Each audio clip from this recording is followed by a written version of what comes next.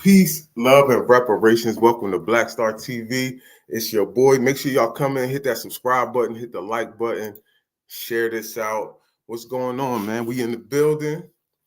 And I would like to say that the book is out today. I need y'all to go grab that book. Hold on, let me go. Here we go. Make sure y'all go grab the book. It's out today. It dropped. Judicial Warfare, Unmasking the Psychological and Economic Judicial War on Foundational Black Americans. And we also got the premium track, The Street Hustle of Selling Call Options, man. It's out today. Make sure y'all go grab that. Family, I wanted to speak on this. It was a little, hold on, before I even get to this, John. Hold up. Man, got a lot going on today.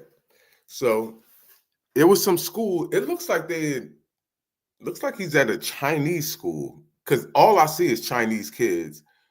Really don't see no black kids there, but apparently it's a black teacher. He was fighting a student for calling him the N-word. Let's see what's going on here, family. And let's play this out.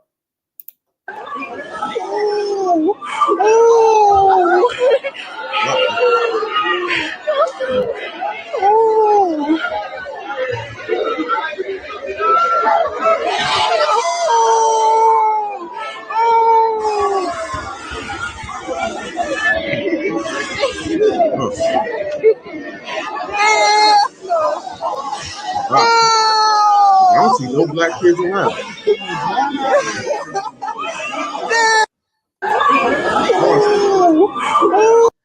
Hey man, this is your anti-black hate, that y'all be feeding to your kids. This is why he running around calling this teacher the N-word.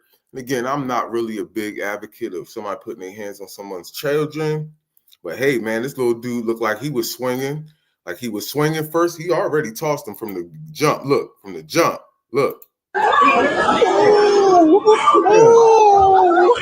Dropped him, slid him all the way across the hallway. But my thing is, family, y'all gotta teach y'all kids how to keep their hands to themselves, man. Listen, this one thing that I'm an advocate of is putting your hands back on anybody. I don't care who they are that put their hands on you, man. Whether it's a kid, a female, an elderly person, a regular grown man, I don't care who they are. Excuse me. Person put their hands on you, bro.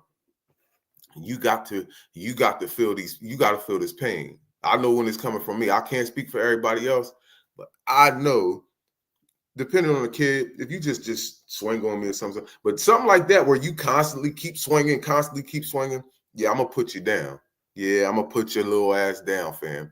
It's time for you to hit the ground. But who do we blame? Do we blame the person's parents? Because why is he calling the teacher an N-word, and why does that get to fly? See, these racists are really starting to be emboldened, that they feel like they can do what they do. But also, speaking of that, I also want to get into something else. I'm going to get into that too right there. But I want to get into this guy right here. Hold on, family. Hold on. Black people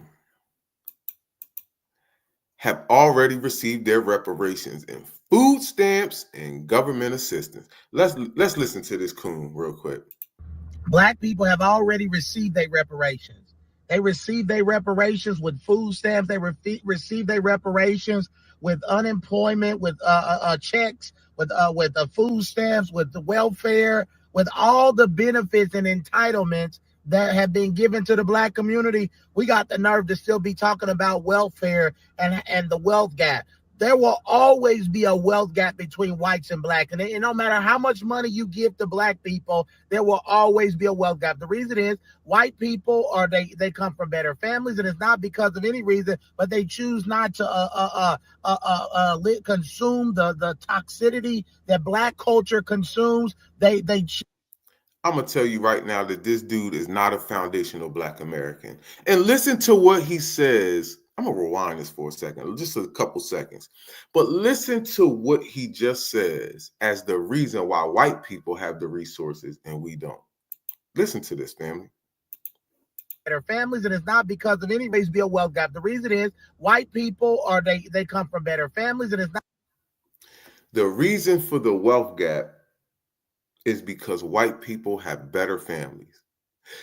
Not because of the slave trade, not because you sat here and finessed us for all the resources.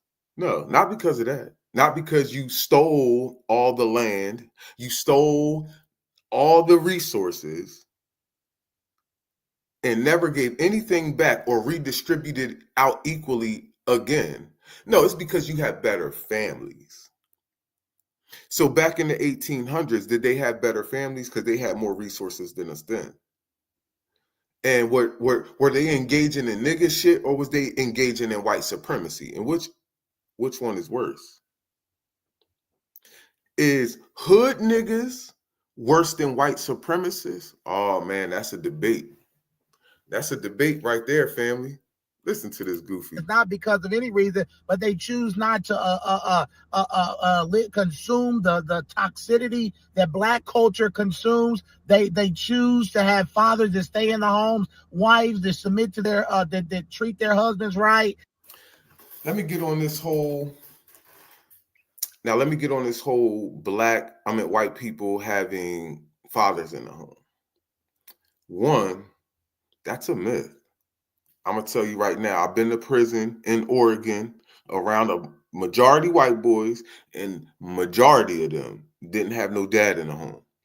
And I would say, even if you do have dads in the home, because we will say that, let's just hypothetically say that black people have the most families where we don't have fathers in the home. Now, I'm going to say that means that Indians have fathers in their home, the Asians have fathers in their home, the white people have fathers in their home, the Spanish people have fathers in their home. Now watch this now, fam. You just seen me show a video of the boy fighting the black teacher, calling him the N-word. Now let's guess. He probably has a father at the home. Just because you got a father in the home don't make you not be a anti-black racist.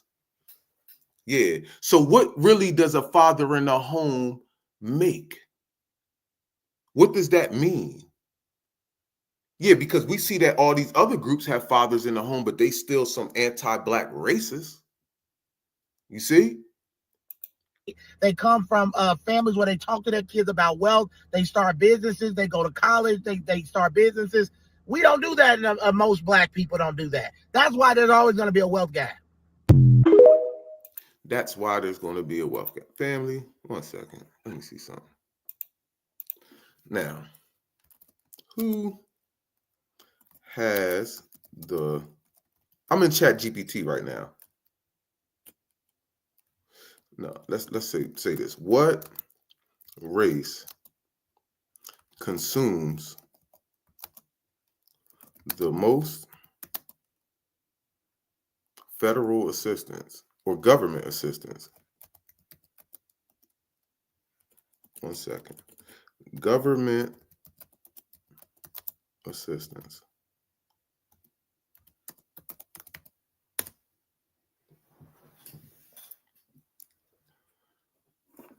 Here we go, family. Chat GPT. What race consumes the most government assistance? Because he talking about we done got our reparations. He done said we got our reparations through food stamps. Where is it at? Okay, we still waiting for ChatGPT to come up with his lies. Now, you gotta watch ChatGPT too, boy, because ChatGPT will be on some old, these niggas done got coded by a white supremacist. Oh shit.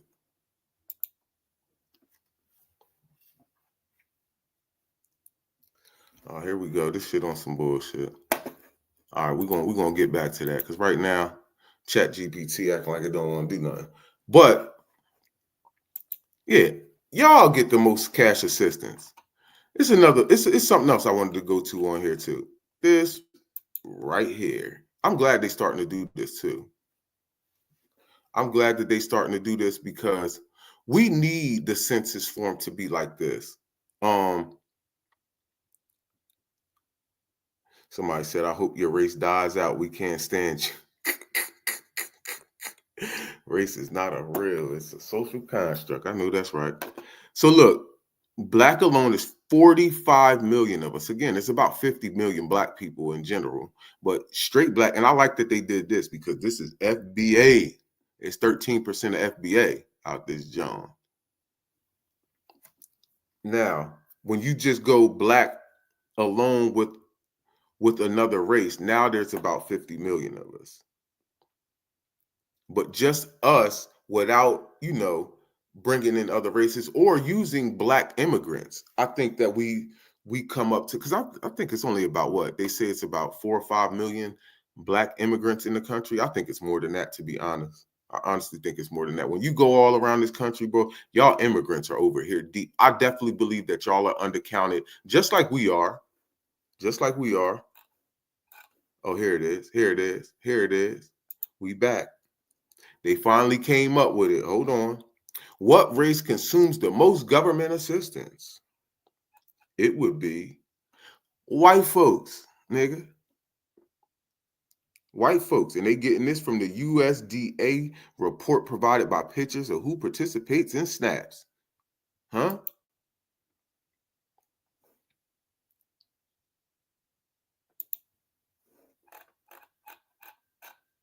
Yeah, white people, y'all get the most, and this is on the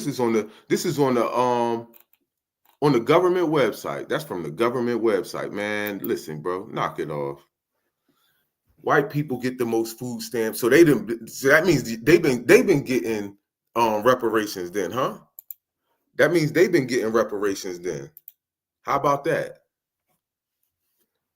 Make sure y'all hit that like button, that subscribe button, and that and make sure y'all share this out. So they've been getting all the reparations, trying to make it seem like it's us. Yeah, white people. Matter of fact, what county? Watch this. What?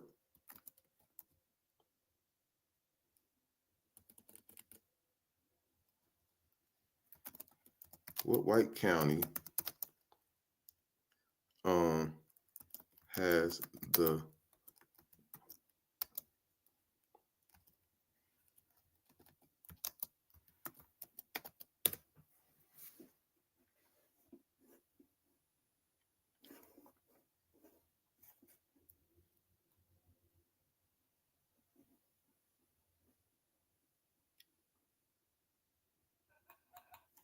Yeah, nigga. Let's see what's going on. There we go.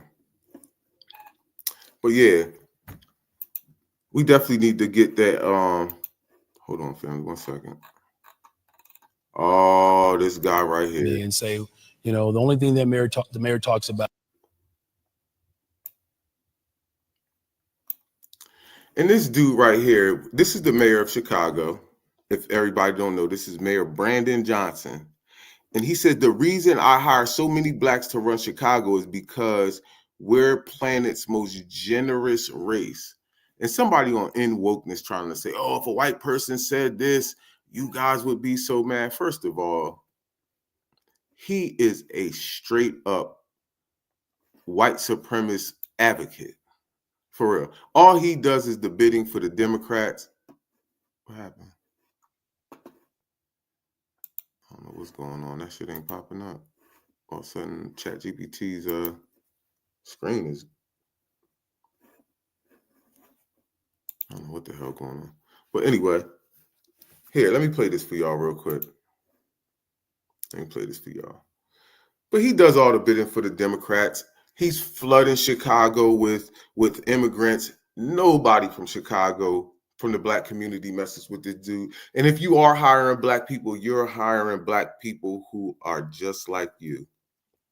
A coon. some detractors that will push back on me and say, the only thing that the mayor talks about is the hiring of black people. No, what I'm saying is when you hire our people, we always look out for everybody else. Yeah, We that's are the most exactly, generous people on the planet. yes. And that's exactly what he's doing. He's looking out for everybody else in Chicago. You're not looking out for black people. You're looking out for immigrants. That's why everybody black is on your top. See, and y'all have this safe haven of going to these churches because your average black person ain't going to come for your kufi at the church. Unless it's my black ass. You bet not let me up in one of them doors because I'm a come for your kufi, nigga. I don't know too many cultures that have play cousins. That's how generous we are. We just make somebody a family member, right? This is how we are. And so business and economic neighborhood development, the deputy mayor is a black woman. Department of Planning and Development is a black woman. Infrastructure deputy mayor is a black woman. Chief operations officer is a black man. Budget director is a black woman. Senior advisor is a black man. And I'm laying that out because when you ask, how do we ensure that our people get a chance to grow? Yeah, but see, that's the thing. They're in all these high places and they making sure that they do stuff for other people. And again, I'm a low key let that marinate on. He just named way more black women than black men, but that's a whole nother story, another topic. I'm not going to get into that division thing. I only bring that up because I be talking to people all the time about how per capita, again, I know that's white people love the per capita, but this is between our community. When it comes to black women and black men, black women on average make more than black men. And these are the reasons why right here, because they get the jobs, nigga. They, especially when it comes to corporate, they would rather a black woman over a strong black male 24/7, nigga. 99 times out of 100, they want a black woman over a strong black man, and they will take a dainty, submissive LGBTQ right after they take the woman. If they don't take the woman, they definitely going to take the LGBTQ black man, and then they're going to take the strong black man. Other than that, but that's why our dynamic is the way it is. I feel like when it comes to relationships, their business. But yeah, you can't hire all these black people, right? You're hiring these black people, then you're making it seem as though what's going on, family? Shout out to Kevin Black. Yeah, man, he's definitely a buster, bro. That dude is a buster because he talking all this blackity black stuff, and that's what the Democrats do. They talk all the blackity black stuff. Meanwhile, they'll do everything for illegal immigrants. You see, he named these black people who are in these positions, but I would like to ask him to see if I was there, I'd be like, yo, so what are they actually doing? What are they actually doing for black people, though? You see, they work for the state, but are they cutting contracts with black companies? You feel me? Are they making sure the black again the grassroots? I ain't just gonna say black grassroots. People are getting their grants that you get what I'm saying? Like, bro, it's all type of stuff that these people can do while being in office for our people, but they don't do. I literally just had a conversation with a brother today. Because I posted something on Facebook about, some white girls or whatever, and a friend of mine from back home called me. He was like, "Yo, what's up with you and this white girl thing?" Because I always post memes about, people dating white girls and stuff like that, or that interracial dating. I don't really care. I care less who you date. I just like doing it because I know it aggravates people. One, and I don't really deal with white girls at all. You know what I'm saying? So I posted that. My man called me from back home, and he like, "Yo, you be wild. You stay." And the funny part is I throw people under the bus that I grew up with. I'll be like, niggas from my town. They love them white girls. So niggas be on my kufi back home. And they also be mad because the black girls from back home, they be liking my posts. So But anyway, he hits me up and he like, yo, man, you know, I be messing with all the mayors and this, that, and the third, because they got this thing called PBI, what is it? Progressive Black Initiative. So that's their little thing out there, you know what I mean? And they was running around doing stuff with the police, having, again, we had that conversation of the whole, you know, shop with a cop thing, and I was just telling them how I really wasn't feeling that whole shop with a cop thing, because they'll shop with your kids and turn around and lock your kids right the fuck up. And he was like, well, I feel like if, you know, they shot with the kid there, he's less likely to, you know, arrest my child or the child that he's shopping with, because he knows that person. And I said, yo, I'm gonna be honest, bro. Let's just say the person grows up, and I say, yo, once they get in that courtroom, that cop don't got no say so. Oh, nigga, it's all down to the prosecutor and the judge. And if they on some teen white supremacy where they like, yo, that one right there, that kid right there, he ours. That cop is definitely not going to jump in to make sure that he don't get by white supremacy. That's just a fact. He's absolutely going to make sure that doesn't happen. So that's why I was like, I ain't really feeling that. If we're going to do anything, you're going to do anything, you need to bring to the prosecutor and the judges to the community, because they the ones who running everybody in the dirt with these sentences and things like that. So that's who would really need to be getting ran in the dirt. You feel what I'm saying? Not no prosecutor office. Oh shit! Hold on 1 second, fam. Not the prosecutor's office. You feel me? So we was having things. I was like, he was like, yo, bro, I need you to speak.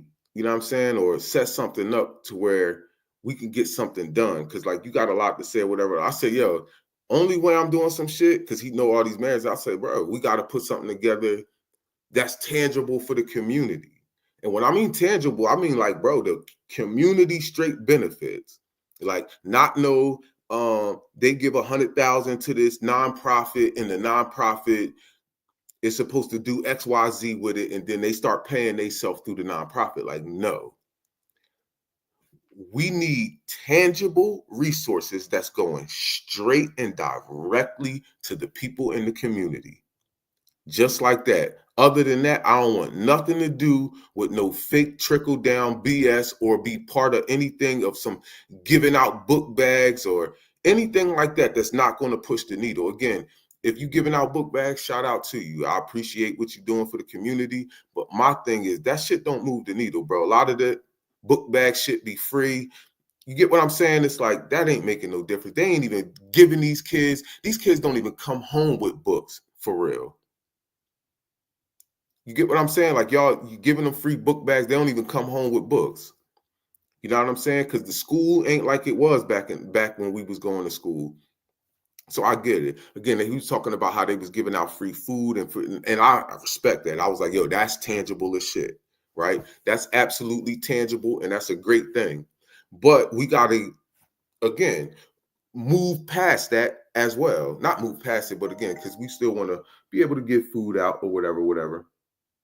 All right, we still got to get food out or whatever. But, you know, I want to get on the tangible resources to the community. So he was like, yeah, try to put something together. So that's what I'm about to start working on, putting something together so that we can get something that is strictly for foundational Black Americans. I'm going to make sure I make it lineage based, whatever I write up, and make sure that we can get some stuff out to the community. And that's funny, because that's him texting me right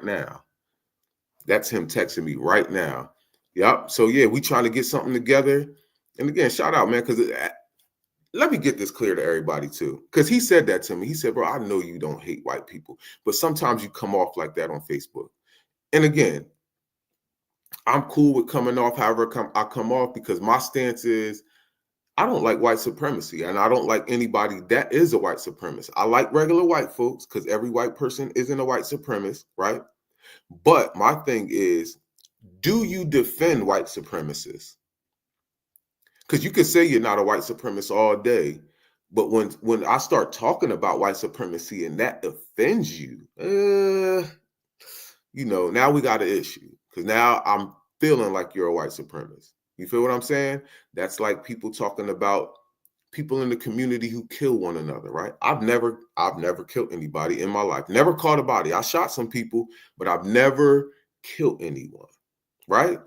So at the end of the day, when people talk about Black people killing each other, that doesn't offend me. I'm not one of those guys. You feel me? That doesn't offend me. Now, what does offend me is when you try to make it seem like we're all in the community killing each other. That offends me. Yes, because I know that it's also used as a white supremacist talking point to keep trying to bring up us killing each other. But does it offend me in general? Nah, it doesn't offend me at all. I can care less. You feel me? Because that's not me. But when you get mad as a white person about us speaking on white supremacist racists, fam, you a racist. You one too. And you're just mad that niggas is exposing it and ain't letting it fly. See, because a lot of white folks want to hide behind their racism and then key in your face. And then the moment you start talking about racism, like, it's really over and all this. So nah, it ain't over. We ain't trying to hear none of that. We not trying to hear none of that.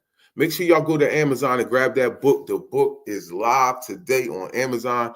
Please go copy you a copy, family. I would definitely appreciate it. Judicial Warfare. We got the paperback. I mean, the paperback coming in the red joint. Yeah, man. Come on, family. We in here. We in the game, man. We in the game. Then we got the premium trap. You feel me? We got the premium trap. Listen, we in the game, man. Need y'all to go grab that. Support your boy. You feel me? Listen. Did I share the screen on that shit? Oh, yeah, I did. Okay. All right. But yeah, man, I just wanted to bring that to y'all attention. Again, don't be letting everybody tell you we don't deserve reparations. Because again, that's funny that video came out of the dude talking about, oh, we got our reparations already through we done got our reparations through food stamps and everything else. No, fam, we ain't get our reparations through no food stamps, nigga. Hold on, family.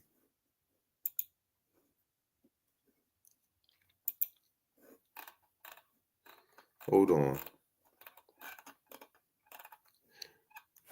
Owsley, Kentucky. Look, family. Hold on. What white county has the most food stamps? Huh?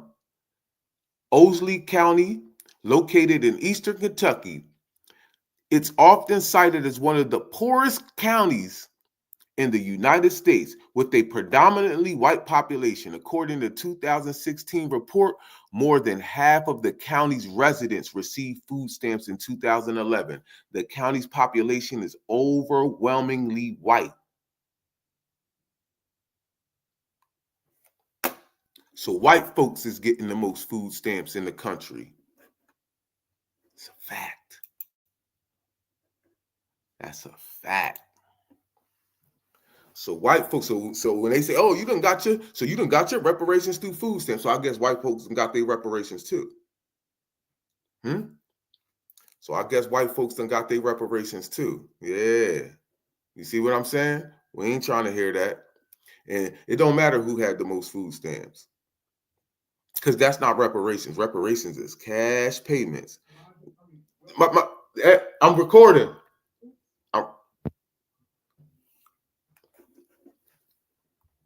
One second, family. And yeah, so listen.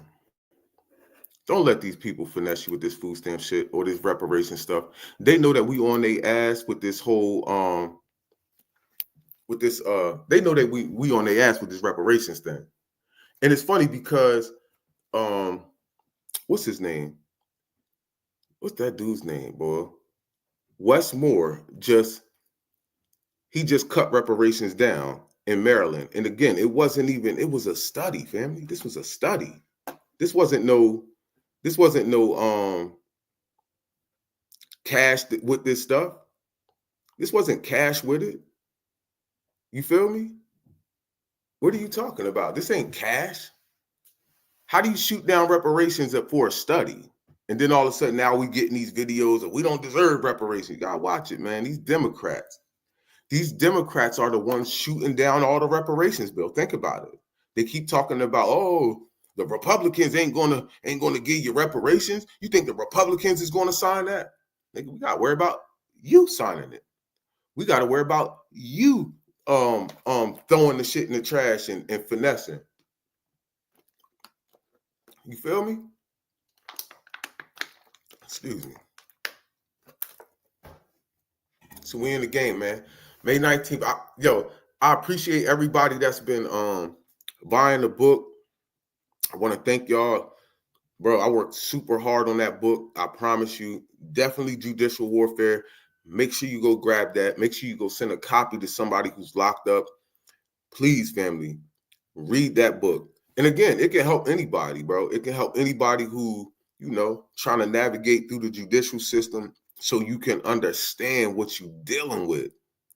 Once you understand what you're dealing with, it's easier to try to attack the enemy once you understand. Because trust me, they are enemy and we are at war. If you don't think we at war, you're going to stay losing. I promise you.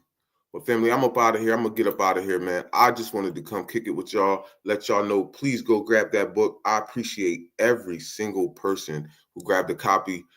Appreciate you. Peace, love, and reparations. Is not a nicety. It's not something nice to have for black folk. It is now an absolute necessity. If you do not get reparations soon, black folk, as I told you before, are through. Reparation is not a nicety, it's a necessity. What are the conditions? What are the conditions that precipitated black folk getting into this dilemma?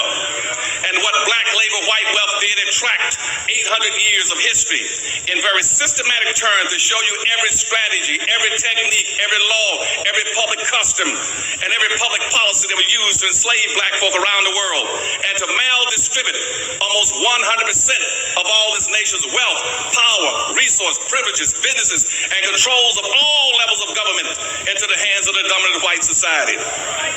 And what slavery and Jim Crow segregation did with black folk, it intentionally maldistributed all the resources away from black folk and created a real-life monopoly game. Black folk in America are playing in a real-life monopoly game that you're totally ill-prepared to play and win. Oh yeah, man. Happy birthday to Malcolm X. It's Malcolm X's birthday. Shout out to Malcolm X. Make sure y'all go pay some homage and pay some respect to our brother, man, for fighting and doing all what he was doing for us, man.